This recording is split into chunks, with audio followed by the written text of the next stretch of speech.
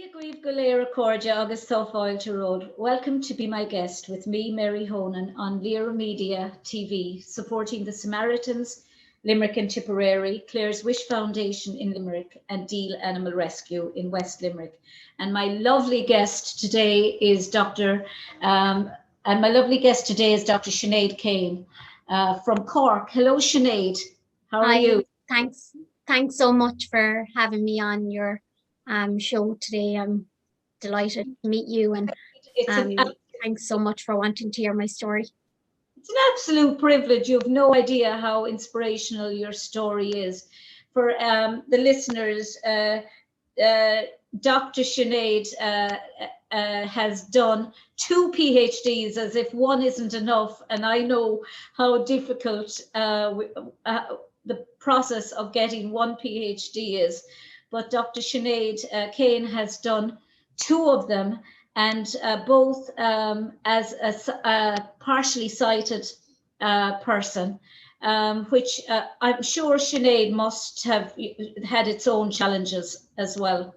Mm-hmm. You know, well, how difficult was that, the process? Well, like you say, doing a PhD is quite a difficult task. One of my PhDs is an academic PhD, and then the other one is actually an honorary doctorate. I suppose the reason why I got an honorary doctorate is for the amount of community work and advocacy work in terms of rights that I do for people with disabilities. So the academic PhD is in relation to a secondary school teacher's duty of care inside and outside of school regarding bullying. And then the honorary PhD, as I say, that was given to me. The academic was given by DCU, and the honorary was given by NUI, National University of Ireland. So I got the honorary one in October 2017, and then I got my academic one in December 2017, January 2018. You know yourself, when you do your Viva, you're not fully sure what date. I have now, but you don't get it for months later. Yeah.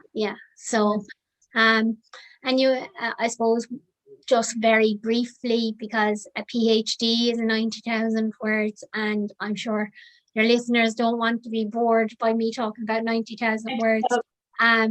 But to try and bring it out to its simplest form, what I looked at was a qualitative PhD. So I interviewed 29 secondary school teachers. From what I remember, was 18 of them was female and 11 of them were male. And I looked at kind of 4 factors. So I looked at duty of care, I looked at empathy, I looked at institutional stressors such as curriculum burden, and then law and policy.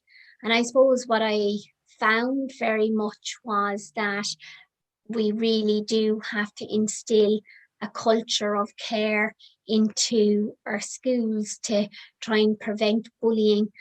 I saw that teachers who have an expansive duty of care, they're more likely to want to prevent and intervene in bullying.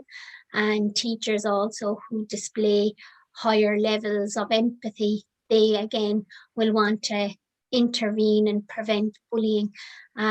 Some of the secondary school teachers noted during their interviews that they found it difficult to decide actually what was bullying. So they knew that a definition of bullying existed in their school policy, but they couldn't cite it off, which I suppose in some ways some people might find that alarming. There was 1 or 2 teachers who said that they knew a policy existed, but they didn't know what was in it. And so when I was asking them about what was their duty inside a school and outside a school, some of them just seemed very vague on it.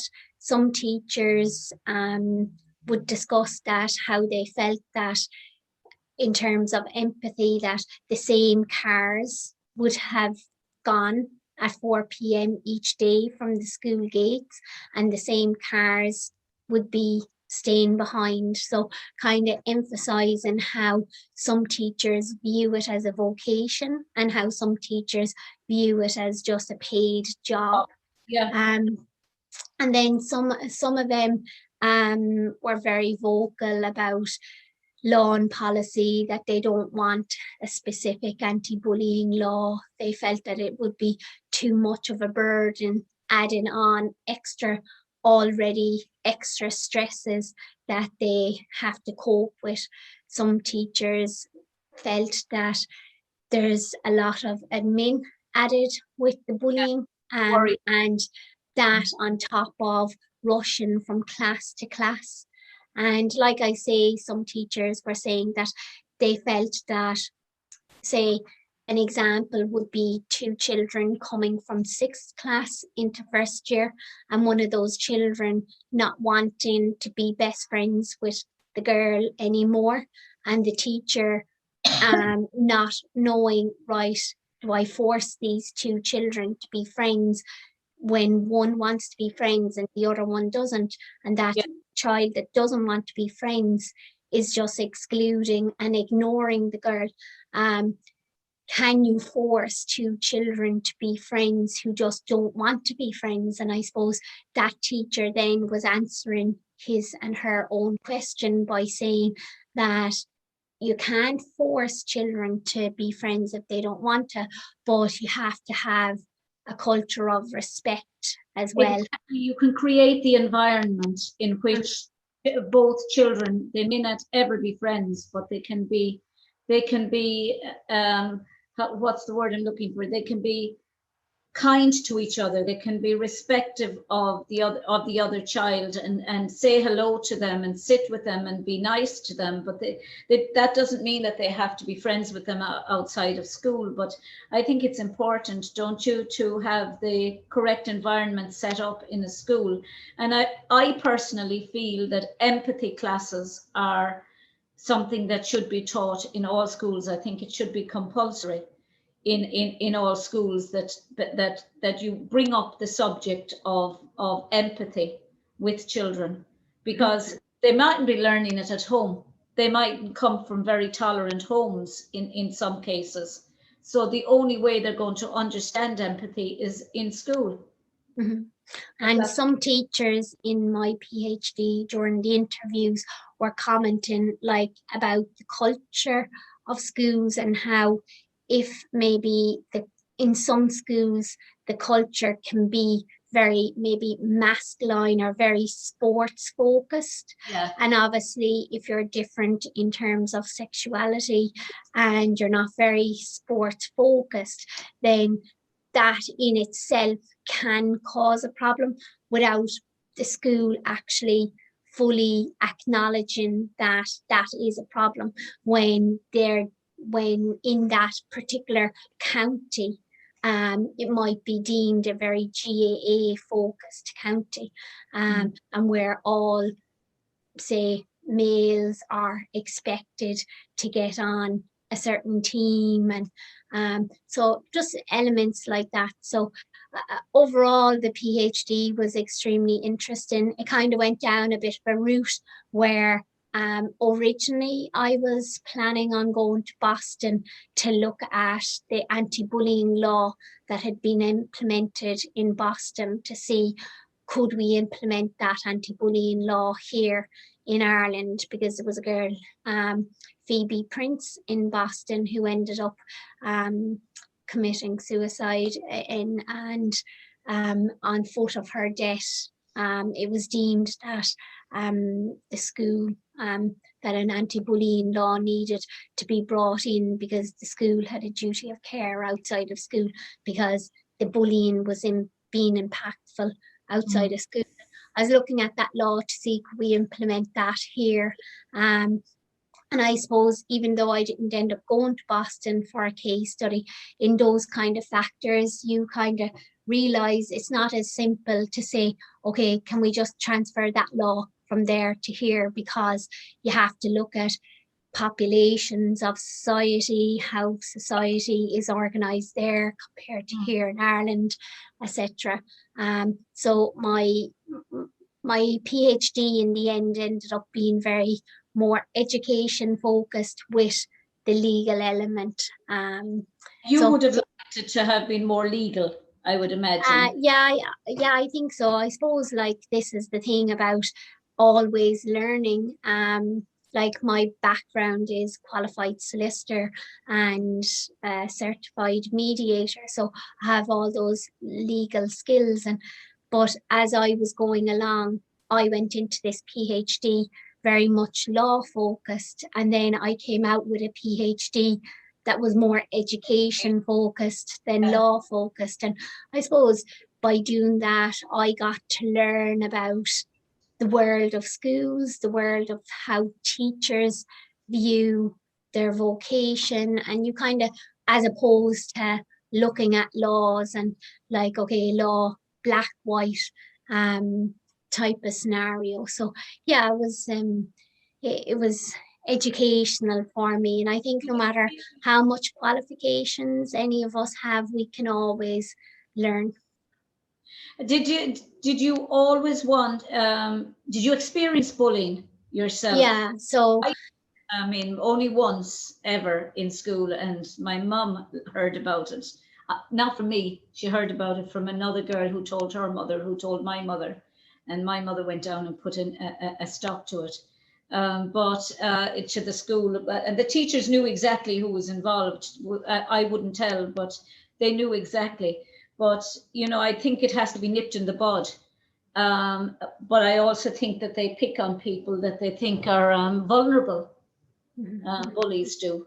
How yeah, did it well, manifest for you? from my research and just from my own personal experience, I think that anybody can be bullied, but it's when you're different in Yeah, some way. And I think sometimes, even if you're confident, sometimes people just want to destroy your confidence.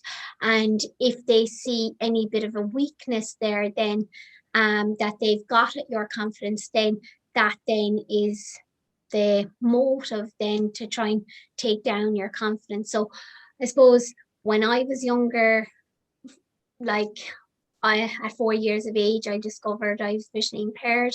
My parents told me, and they were trying to instill in me that the greatest gift I could give myself is self-acceptance. That was all fine until I went to school. And then when I went to school at around ages 6 and 7, I started realizing that I was different. And I kind of started realizing, okay, this whole concept of being different is a good thing, which was taught me. I started realizing, okay, well, actually being different isn't a good thing because people are staring at me. Like just people don't want to be around me. It's like nearly as if like my disability is contagious, that they didn't want to be around me. I started realizing that I was the only person wearing black shaded sunglasses in the playground. I was the only person with a small white symbol stick in class. I was the only person who'd be walking up and down to see what was on the blackboard. And so all of those different things I picked up on, and then the other students were picking up on them as well. And then just ended up going from that then to a situation where just the kids just, it kind of first started off with people putting out their foot to try and trip me, and then I'd fall over and everybody would laugh.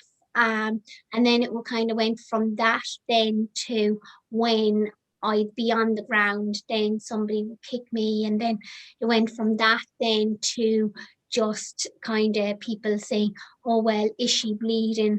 Oh, if she's not, let's see who can be the winner of the game and draw blood. And like, and so I end up used to get hit and all of that. And I suppose obviously you don't want to be going to school for that.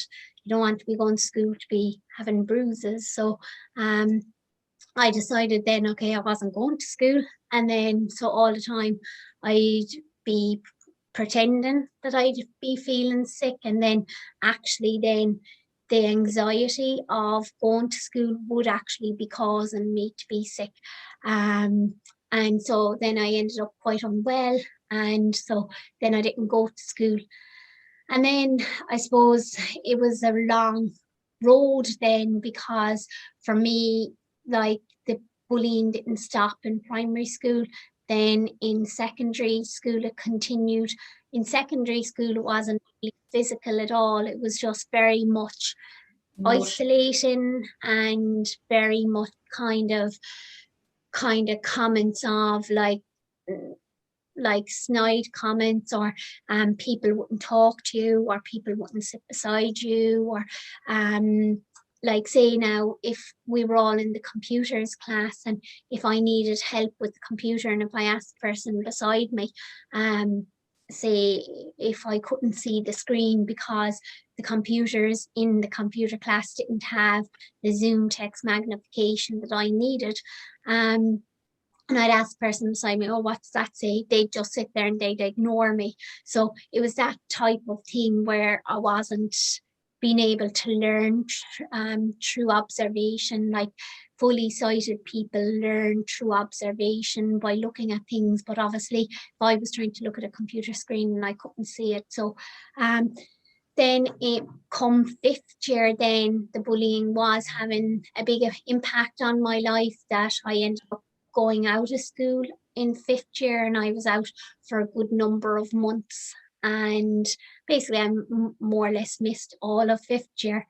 And then at the same time, then I was trying to fight for my rights, to be getting large printed handouts in school, and to be getting just my educational rights, and had to get solicitors involved with that to try and help with that.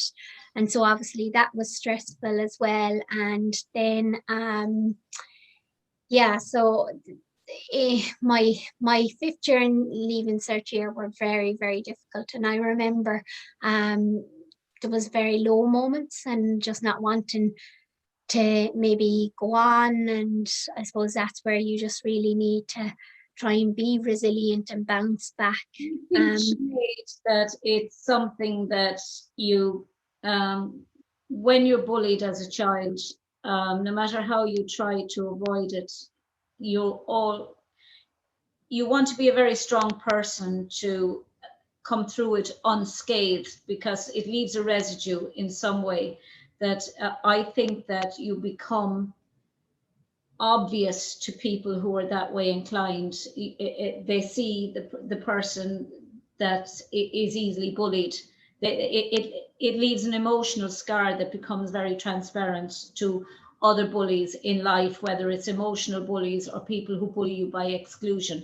It's interesting you talk about bullying by exclusion, because that is probably even worse than physical bullying, because you can get over the bruises, but it's the feeling of not being quite good enough, not being part of the group, not being accepted, always on the outside looking in at everyone else apparently enjoying life, whether they are or not.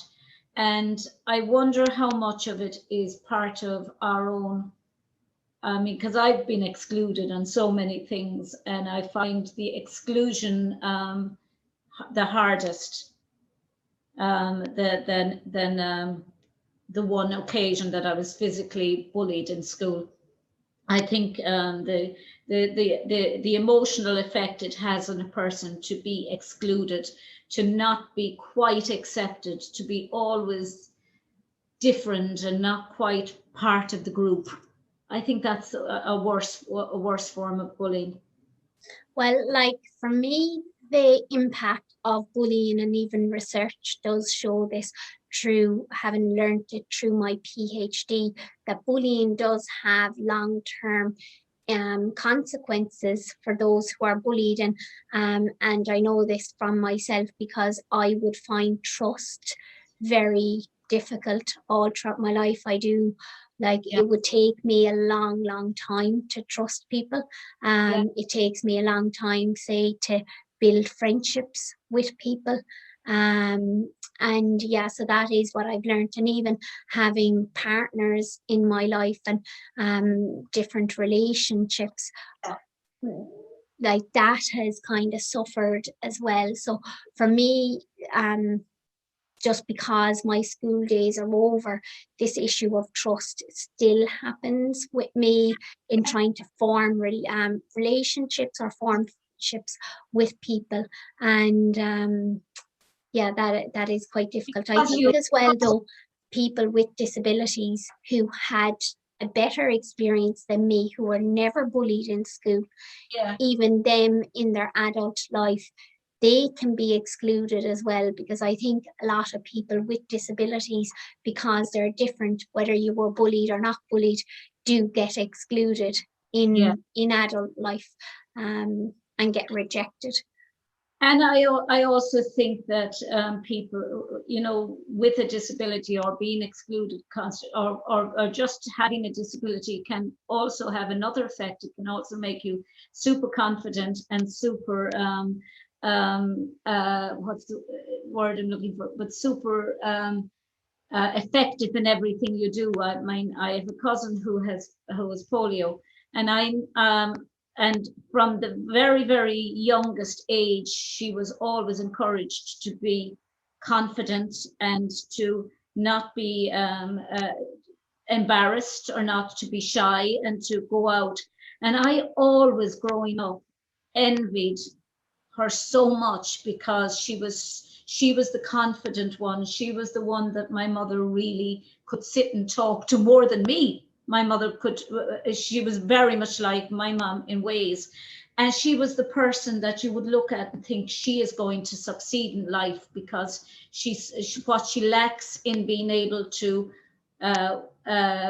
walk without calipers at the time, she makes up in intelligence and confidence and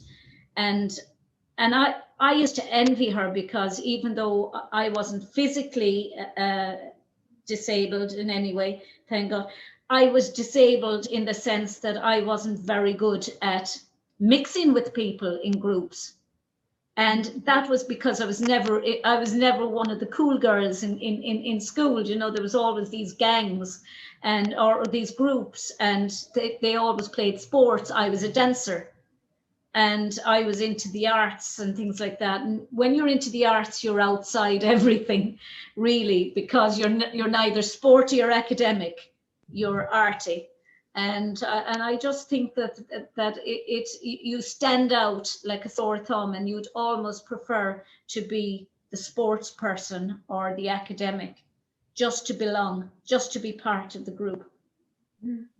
The advice that I would give to any person who is suffering bullying, and I know it might sound easier said than done, but like, if I was to go back to my childhood years, it'd be like to try and focus your energy not on what the bullies think of you, or not focus your energy on trying to change yourself to please them, because it really does all come down to energy, like our physical, mental and spiritual energy. So rather than focusing your energy on the bullies or trying to change yourself, focusing on developing new skills, or focusing on trying to become an entrepreneur, focusing on something that is going to build your character, your income later in life. So obviously, if you're feeling just I suppose self-esteem is down because being bullied, try and focus your energy into being creative, whether that's painting, or whether that's mindfulness, or whether that's developing a skill through playing a guitar, or trying to solve a problem and become an entrepreneur, that you never know, that business then might make you a lot of money in the future. Because I think that when you become an entrepreneur, it kind of sets you up for life.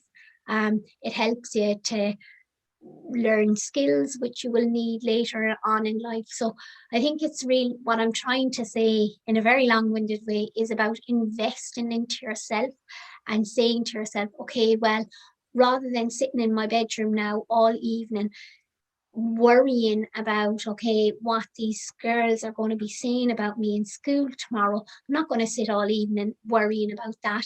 I'm going to sit and I'm going to read a business book and figure out how am I going to make a lot of money in my 20s to fund my college. And I think, again, that's easier said than done, because we live in this world where everybody wants to look the same as all these reality stars that are on Instagram. But I suppose the ironic thing of it all is everybody wants to look the same like their reality stars, but by getting a job, you have to be different. Yeah. And the employer is going to be asking you, well, what's your USP?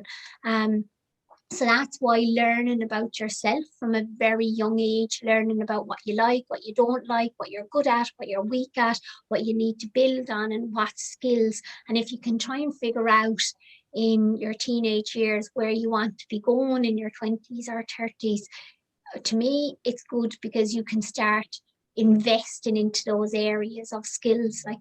So that would be just this, a small bit of advice that I give a person: invest your energy and focus into those areas. And again, as well, like, I was never involved in sport as a child, and I only took up running at age 30, and that has really built my confidence. And again, so try and develop your mindset and your energy maybe towards sport if you feel that, because that is something that has helped me. And I suppose I wish that more facilities would have been made available for me to do sport when I was younger, because maybe then the bullying mightn't have had such an impact and a detrimental effect on me as what it had. And maybe I wouldn't have been out of all of school, all of fifth year, etc. You'd have been involved, Sinead, with people who were equally, say, visually impaired, who were doing something that you had a shared interest in. I think there's nothing worse than being the only person who has or to be standing out in a group of girls, or a group of in a co-ed school where everyone is trying to fit in and belong and be part of the group, but you're different either because you're visually impaired or because your interests have nothing to do with what everyone in the gang wants to be interested in, or because you're just somebody who likes to plow your own furrow and follow your own you're a leader rather than a follower, or you don't like to follow the crowd, and therefore you stand out. But if you had the sport or the running when you were in school, you wouldn't have felt so isolated, probably.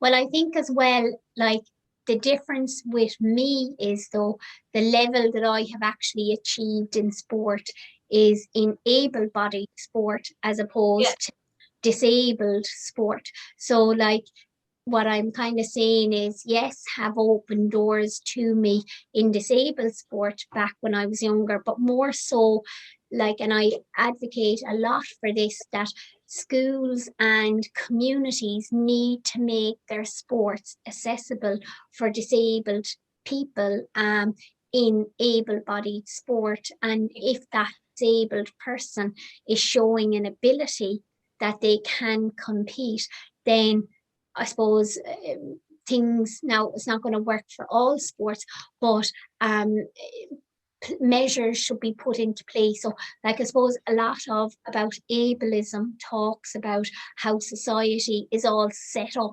for able-bodied, whereas and it kind of more sees the disabled person as the problem, whereas, like, ableism is all about, well, it's more the barriers of society that exist. So, like, I suppose in my school, yes, have sports games that facilitate people who are able-bodied, but also have sports games where it's not just where the person with a disability can be included in some way. So, for example, every single Monday, they might have had badminton on in my P class. Now, badminton wasn't going to fully suit me. So therefore, to like, maybe not every single Monday should they have been playing badminton. They should have kind of contacted a visually impaired organization and said, okay, well, how can we have this girl in PE class integrating with fully sighted girls, because a lot of friendships are made through sport. Yeah. And I think if you're just going to say, oh, she's disabled and we'll just send her off to the disabled sport people, then that isn't setting that person up for real world, because when they're older, when they're in a job, they need to be able to interact with able-bodied people.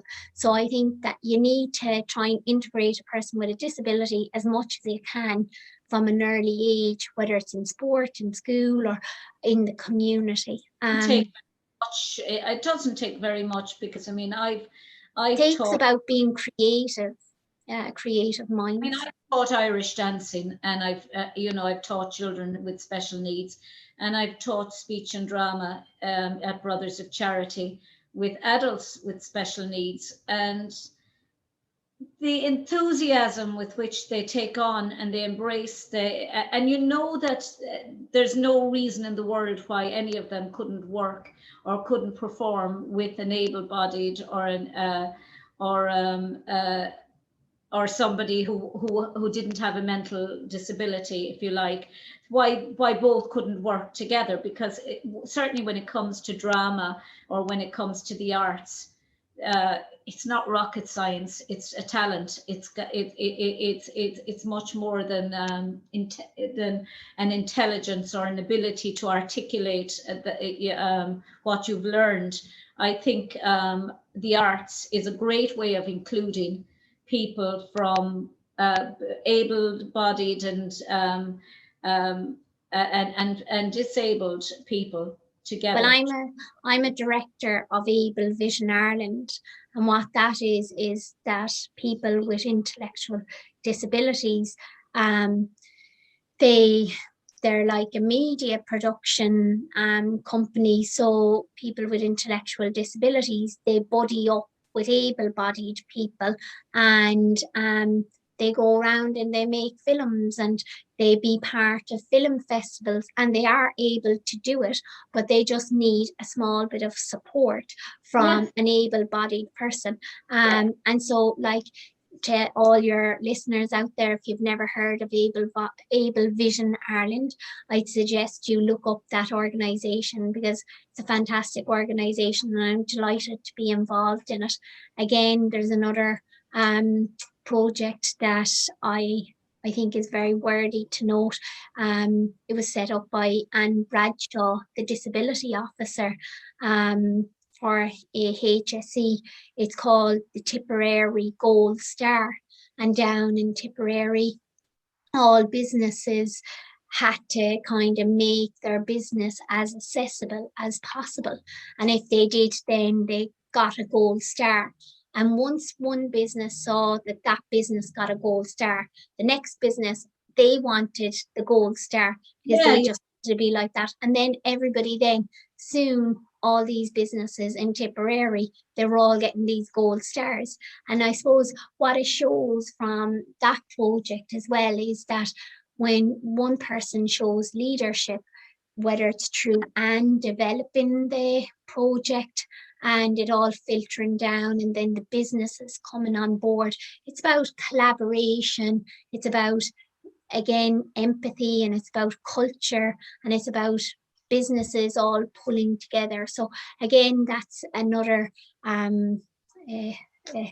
project that I tell people to look up if you're interested. I think in terms of disability, it's a good one. I interviewed a little boy there recently, Paddy O'Callaghan, and his dad, and they do a lot of work now for the Special Olympics. And Paddy has Down syndrome, and he's their only child. And he, quite by accident, he started setting up these podcasts, PAUDCAST. And every Monday he gives a motivational talk. You should check it out. It's a motivational talk from Paddy O'Callaghan. Spectacular. And he's going to hopefully be doing little stuff for us here in the station. But his dad came on with him, and it was a fantastic. chat, because he's just an amazing little guy, and trying to motivate people to keep busy during COVID, and giving people a little bit nuggets of advice on how to tidy the garden, or tidy the attic, or keep busy, and be good at school. And he loved maths, he said, which of course went right over my head, because I never liked maths in school. Same as me. Oh God, when he said I love maths, I thought, oh sweet God, already you're way ahead of me, Paddy.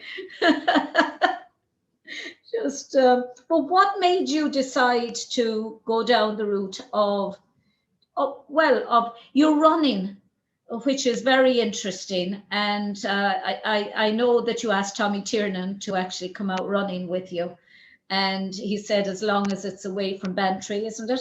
Away from Youghal. Youghal, and not towards Youghal. Yeah. Well, Youghal is a lovely place, so I'd encourage everybody to come down here. But what does it take for you to actually run? Well, I suppose I wouldn't have the luxury, and I call it a luxury, of most runners to just put on headphones and go outside, listen to music and go off running, because I can't listen to music while off running. Again, there's only certain areas like that I could run, like so majority of my training is always done on a treadmill, or I'm with a guide runner. And I suppose, like, I'd love to be able to say to myself, oh, I'm going to go off on a trail run now today, and I'm going to go off up the mountains or something like that. But I don't have that luxury.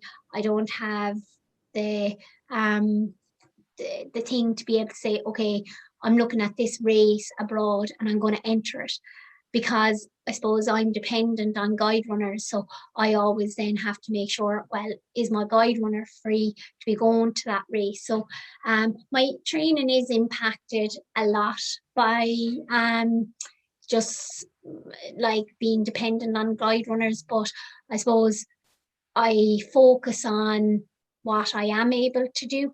And so, as I say, a lot done on the treadmill or with my guide runner. And I suppose if you're always wondering what if, then you'd be driving yourself insane a lot. So when I'm out running with my guide runners, it's very much, we have a tether, and that will be between us, and then he'd be saying left, right, ramp in 3, 3, 2, 1 ramp. We'd be in the middle of a conversation, and then all of a sudden he'd switch and he'd say branch. And like, I suppose that's where you always have to be switched on. And my kind of form, my distance of running is ultra running. So that's any distance beyond marathon.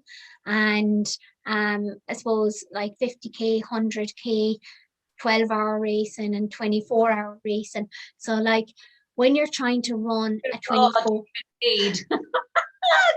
I'm in pain even listening. I need to get fit again.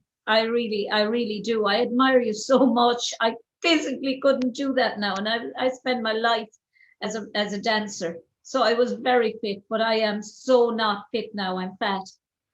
Actually, I was in Irish dancing when I was smaller, and the Irish dancer teacher told my parents that I was able to kick my legs up very, very high, and that I'd be a very good dancer if I continued with it.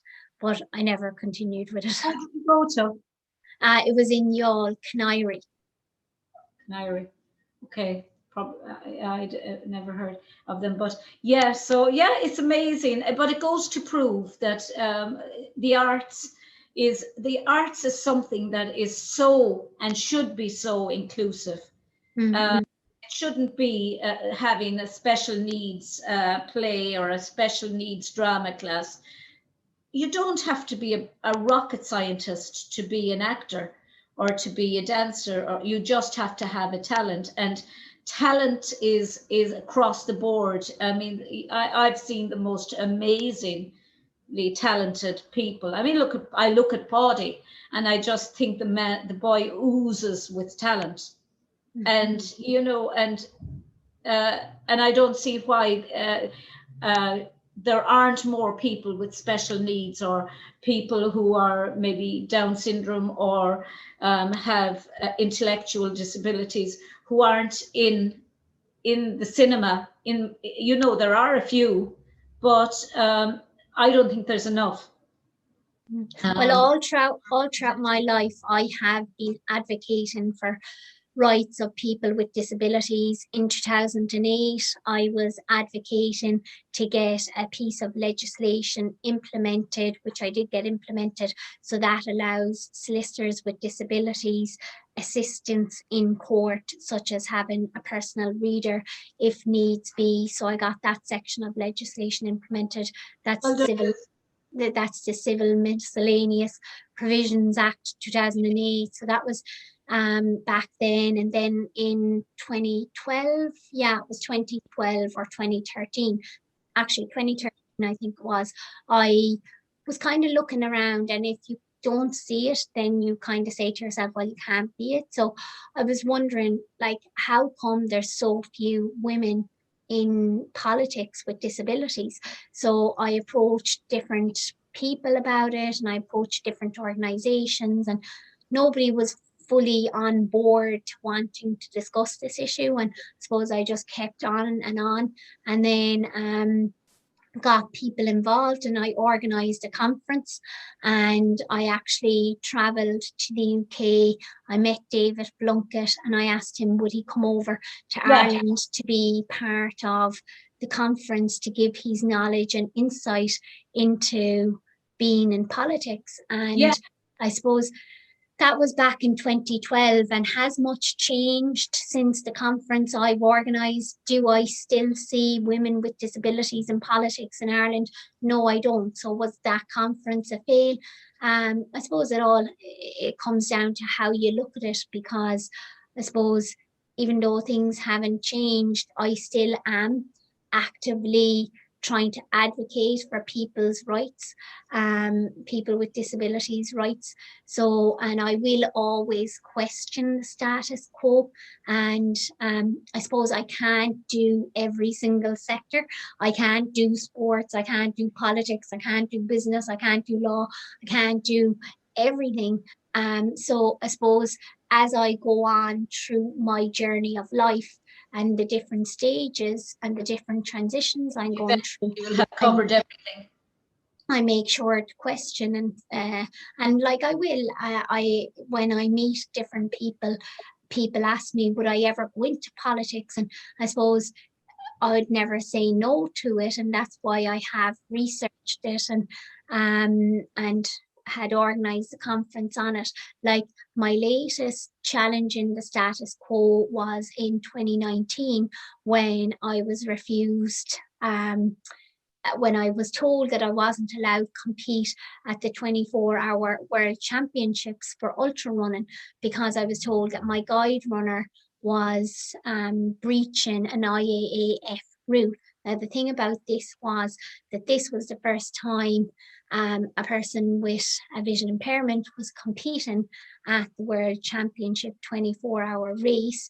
And they were saying to me that I couldn't use Guide Runner because it was deemed outside assistance. So therefore I wasn't being selected by Athletics Ireland, because the IAU, International Association of Ultra Running, basically kept saying that I wasn't allowed to use a Guide Runner, and if I did, my results wouldn't be counted. And like, for me, like, it was just so heartbreaking, because I'd invested so much time, money and effort and sacrifices. I had made so many sacrifices in the years previous to be trying to get on this Irish team. And for me, like, I wanted to prove to people that just because you have a disability doesn't mean that you like that you can't achieve.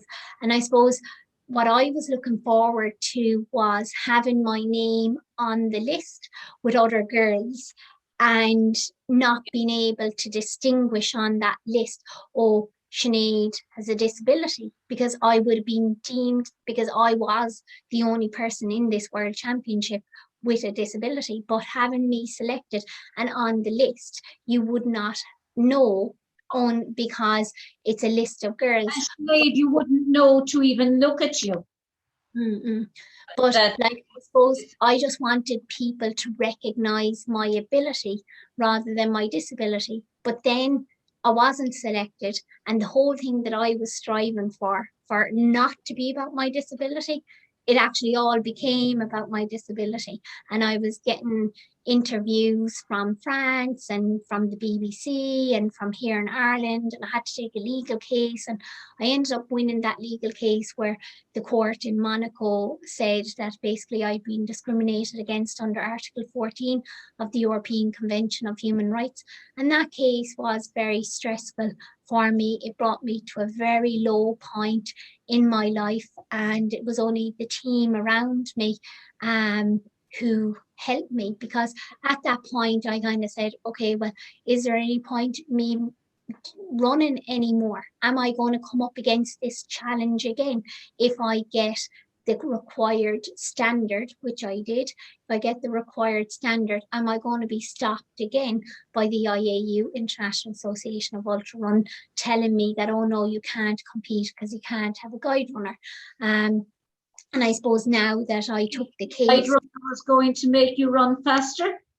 Yeah, well, they were saying that it was breaching an IAF rule that no athlete is allowed outside assistance. So, yeah, so like it was a difficult process, and just, yeah, it's just hard when you're constantly battling and fighting and enduring prejudice each day. And I suppose that's why I do a lot of motivational speaking. I talk for national companies, I talk for international companies, and I talk about mindset and resilience and teamwork.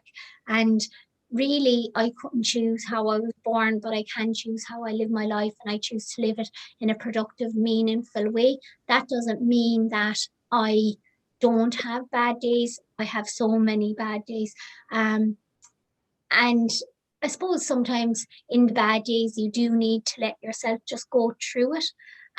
But for me, like, you have to be disciplined with yourself. My PhD and my running has helped me with that skill of being disciplined. So if I am going through a bad day, I'll say to myself, okay, I'll allow myself go through this emotion, and I'll allow myself go through anger and upset and sadness. And I'll just let myself go through all those emotions, because they are human emotions, and I'll go through them today. But tomorrow, like, cop yourself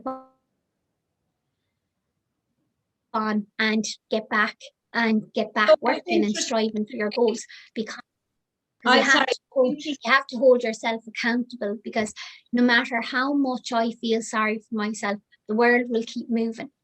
And so therefore, you have to make yourself accountable and self-responsibility. I was interested in something I read about you when you said you didn't like Tommy Tiernan at one stage, and for the same reasons as I did. I mean, I love Tommy's show. I love his program. I think is phenomenal. I think he's the best broadcaster on RTE. But his comedy, I used to find, some of it wasn't. I used to find wasn't funny. And you took at one stage. You said you took umbrage to the fact that he used to make fun of disability and that, or he used to make jokes about disability. But then you came to understand that, in a sense, not everyone who's disabled would find his jokes not funny. Some would find them funny, and that in some kind of a way, it was bringing disability to the fore. The comedy had a way of, even as politically incorrect as it might be, that it did in some way bring and focus a spotlight on disability that was otherwise maybe pushed into the background. Do you agree? Well, I think as well, it comes down to how do you see the world.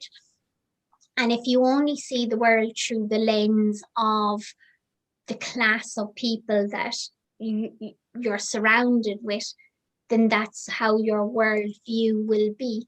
Whereas even if you don't like a person, I think sometimes if you surround yourself with that person, not on a daily basis or anything, but like if you be in their company for whether it's a few moments or whether it's a few hours or whatever, by being across from your opposite, then you learn from them, they learn from you. Two ye could still walk away and the two ye could still hate one another or still not agree, but at least you're trying to educate each other about why you have that worldview. And I think as well that like I wouldn't be deemed the typical solicitor because I come from a family of where nobody was involved in law. I come from a situation of having a different disability. Different odds are stacked against me. And when I went into my law class in 2001, like the first day, I just went in and I kind of said to myself, okay, there's nobody here that looks like me. And then as the few weeks progressed, other people with disabilities came into law. I remember there was 3 people in my first year, all in wheelchairs. And so that obviously was good to see that there was visible disability. But I suppose, like I remember on the first day of law, the people who I was sitting beside, the girl sitting beside me, I said to her, oh, why did you decide to study law? And she said to me, oh, well, because my parents are both solicitors. And the person at the other side of me said that her father was a judge. And like I suppose that was quite intimidating for me then, because knowing that I didn't come from a family background of law, like I told my careers advisor teacher at 17 I wanted to study law, and she told me, well, law is a reading based subject, you'll never be able for it. And that careers advisor teacher fully believed that, and I suppose that was difficult. And I went on then, and in second year law, I was finding it quite difficult. The printing books and everything like that was very small. And looking at the legal profession, there was nobody in the legal, like I saw 1 or 2 barristers who were blind. But for me, in the solicitor profession, I didn't see any people who were blind or visually impaired. And I suppose then if you don't see it, then you believe that you can't be it. And I suppose I ended up going to London. I met a group of people with group of lawyers who have disabilities. And I kind of found that, I suppose, one, like, it was amazing to see that in actual London, there was actually a full group of lawyers with disabilities. And then if I tried to form a group here in Ireland, it would just be me in the solicitors. So I met a judge in London who was totally blind. He became a role model to me, and that boosted my self-esteem. After second year law, and I went on and I got my law degree. I did my master's and I qualified as a solicitor in 2009. And I suppose after that, when I did my master's in law, I always said I'm never ever doing a PhD. And the learning out of that is never say never, because then I ended up doing a PhD, was it like 10 years later. And so you just, like, for me, like the wheel, like the circle coming full circle. Like I never knew that, okay, with a disability or with my bullying in primary school, that would actually lead me on then to doing a PhD. That would be one of the motives to help me do a PhD later on in life. I never knew that as a child with a disability, never involved in sport, was then able to get to represent her country in the Irish running singlet, despite everybody telling me, oh, like, it's very hard to be doing ultra running. And like, I remember when I did my first 12-hour ultra run, or race, track race, I was the only person in that 12-hour race with a disability. And a lot of the competitors were looking at me, oh, sure, God love us, look at the poor blind girl. And I suppose I wanted to talk back to these people and say, well, I'm not the poor blind girl, I'm your competitor, and I'm going to show you that I'm your competitor. But I didn't say that to them at the beginning of the race, because I said to myself, okay, leave that energy inside you and use that energy and that pain, use that pain as fuel for your journey. And so I did use that pain and energy, and I ended up coming second female in that race, and I broke the track record, and I used that action to show people. And I suppose that's sometimes let your Sinead, action. it takes a special type of a person to overcome exclusion, overcome bullying, overcome visual impaired lifestyle, to actually take on a job or a career that is, as you said, book based. But at the same time, the fact that you were reliant so much on or that you couldn't rely at all, if you like, on being able to read all the time, because some of the books, as you said, the texts were very, very small. So you weren't always guaranteed you were going to be able to read certain books. But it also strengthened, I would imagine, your memory and your ability to remember all the laws that you had to remember. So at will, I would imagine that, and I've heard you mentioning a few laws there earlier on, just rhyming them off. And I would imagine that you're the type of person now that can at will just bring up a law and well, because I'm not quite sure about that. Like, I suppose I have to work hard at it. I suppose even with the running, I'm not naturally talented at the running. I have to put in the hard work. I have to make a lot of sacrifices with it. And I suppose even in college, like, I had to make a lot of sacrifices. So example, like, because my eyes would get sore quite easily, there was many nights where all the students and all the people in the class were going out, and I didn't bother going out because I'd spread out my reading. I would do half of it in the morning and half of it in the evening, to give my eyes a break and all of that. And I suppose it comes down to how badly do you want your goals, how like what adaptability, what's your mindset. Like, I grew up in a house where things had to be organized so that yeah, we didn't fall over things, and that was us being adaptable. And when you have a disability, planning is essential, especially if you're using a lot of public transport. So I learned from a very young age planning and organization was essential. When at age 8, I was surrounded by many adults, up in Dáil Éireann, looking at adults, talking about people with disabilities and their rights. My disability has meant that I've had to grow up a lot faster than, I suppose, maybe another normal child. So I think when you're around that type of thing of adaptability and planning and organization, and when you kind of learn those skills, it yeah. helps you, as opposed to having a really 100% memory. Because, as I say, I have to work hard at my running and at my academia. I was interested in a quote that you said, where you said that the beauty of being vulnerable and experience adversity is it allows you to grow, it allows you to see more, it allows you to appreciate the light when you're in the dark. Yeah, I suppose that, like, when you are in the light or when you are in the dark, that you just have to look for some tiny bit of hope, even if it's extremely hard to have it. Like, if you can try and cling on to some bit of a hope, that can get you through.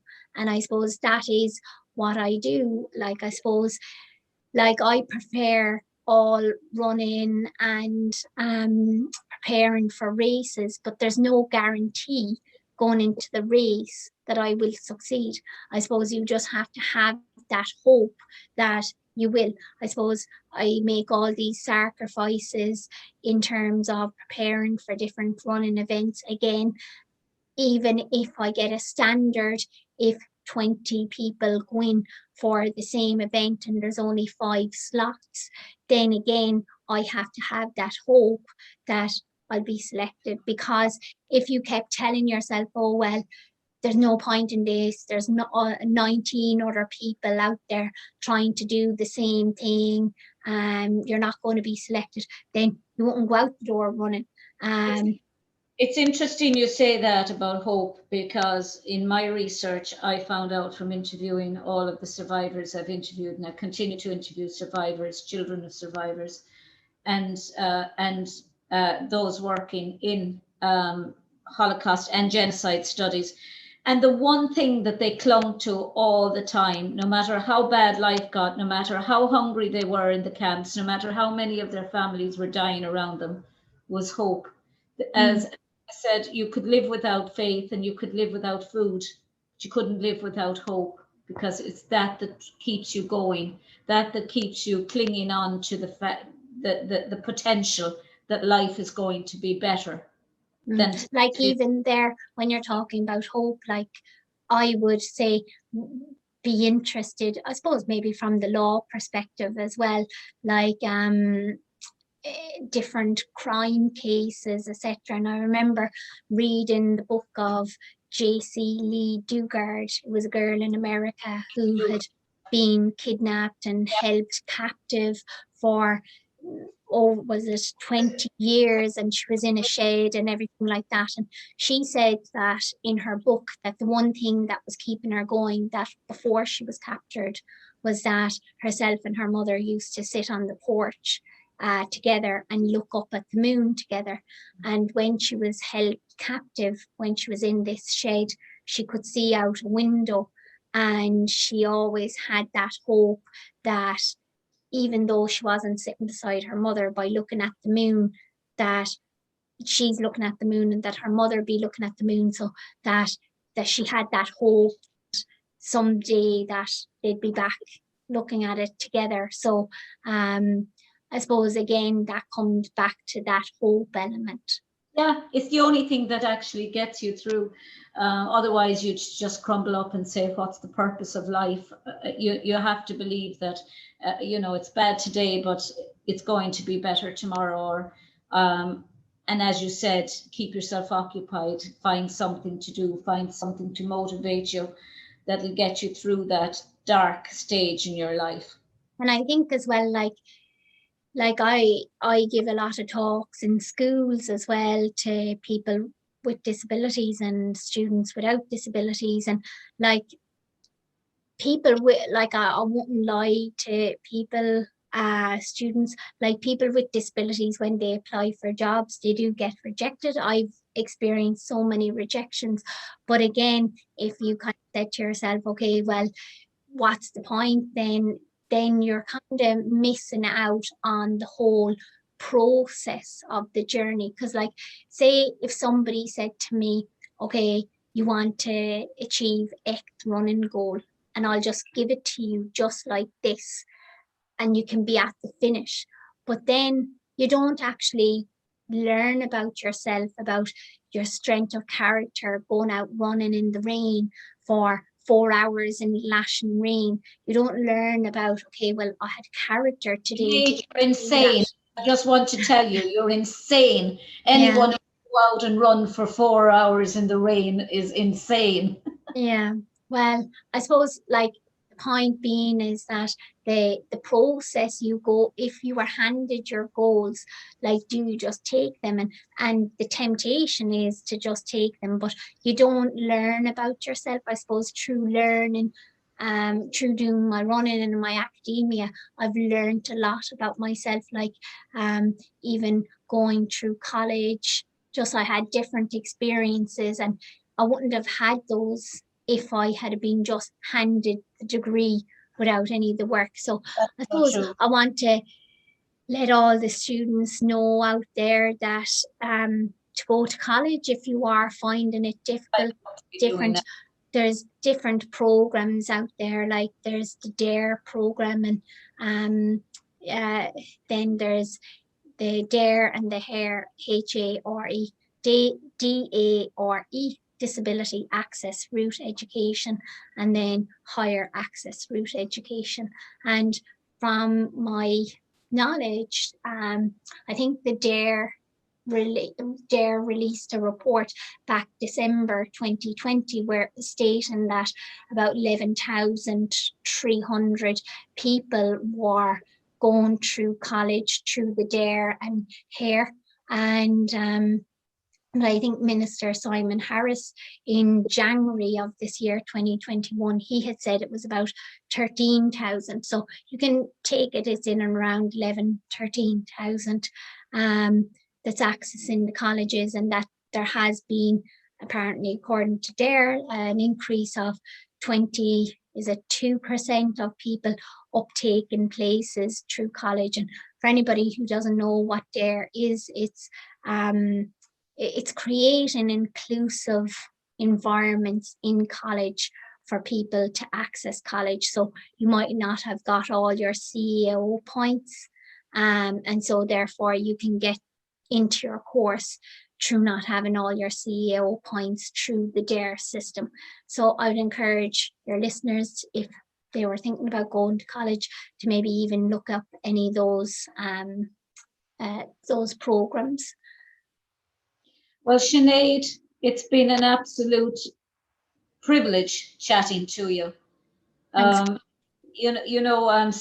Sometimes in your life you come across people who are truly inspirational, and I mean the word is thrown around quite a lot, but not always in the right direction. But it's certainly in the right direction when it's pointed at you. I mean, you're somebody who has just lived your dreams and lived them through adversity, and come out the other side. Well, I suppose I choose to be visionary, not blind. Not every day is easy, but I just get back up. And how badly do you want your goals? That's what I tell myself every day, and it's important to keep learning. I always reflect on that I don't know everything. I always reflect on what choices am I going to make, because I do have choices, and that I should be grateful for having choices, and to embrace opportunities and embrace experiences. And finally, to just realize that none of us do life by ourselves, and that we all need a good supportive team around us. Like, I have the 2 Guinness World Records for doing furthest distance for any female on a treadmill in 12 hours, which is 130.5 kilometers. And I wouldn't have achieved that if it wasn't for the team around me.